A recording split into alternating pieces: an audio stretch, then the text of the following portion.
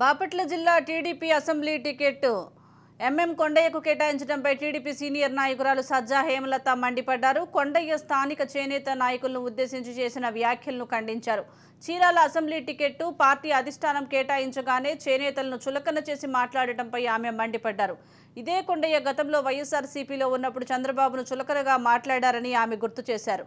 కొండయ్య చేనేతలపై చేసిన వ్యాఖ్యలు వెనక్కి తీసుకోవాలని, చేనేత జాతికి క్షమాపణలు చెప్పాలని హేమలత డిమాండ్ చేశారు. సాధారణంగా ఎక్కడైనా కూడా ఒక నియోజకవర్గంలో 4-5 ఉండొచ్చు, ఆస్పిరెంట్స్ అంతమంది అయినా ఉండొచ్చు అవకాశాన్ని బట్టి. ఇక్కడ చేనేత వర్గానికి సంబంధించిన మేమందరం కూడా 70,000 దాకా ఉన్నాం కాబట్టి ఇక్కడ మేము టికెట్ ఆశించడంలో తప్పులేదు. అడుగుతున్నాం, అధిష్టానాన్ని అడుగుతున్నాం. కానీ నిన్న ఎంఎం కొండయ్య అనే ఆయన ఇన్ఛార్జిగా ఉన్న ఆయన టికెట్ కన్ఫర్మ్ అయిందని ఒక ప్రజలతో మాట్లాడే సందర్భంగా మిగతా ఆస్పిరెంట్స్ని వీళ్ళు ఎదవలు, సన్నాసులు అంట సంబోధిస్తూ మాట్లాడడం అనేది చాలా ఖండించదగిన విషయం. దీన్ని మేము ఎవ్వరూ కూడా సపోర్ట్ చేయలేము.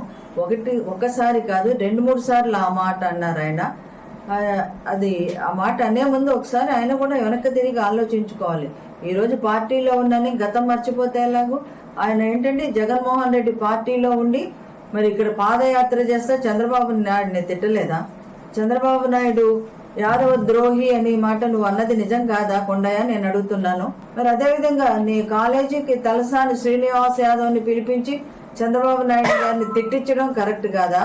మరి ఎవరు ఎదవలు, ఎవరు సన్నాసులు? సమాధానం చెప్పాలి.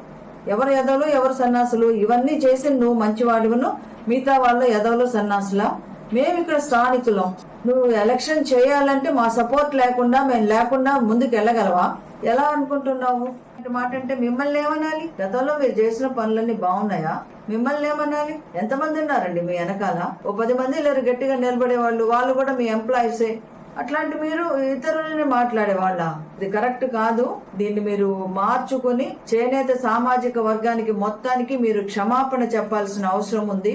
అప్పుడే వాళ్ళు మిమ్మల్ని మీకు ఒక అభ్యర్థిగా వాళ్ళు గుర్తిస్తారు, గౌరవిస్తారు.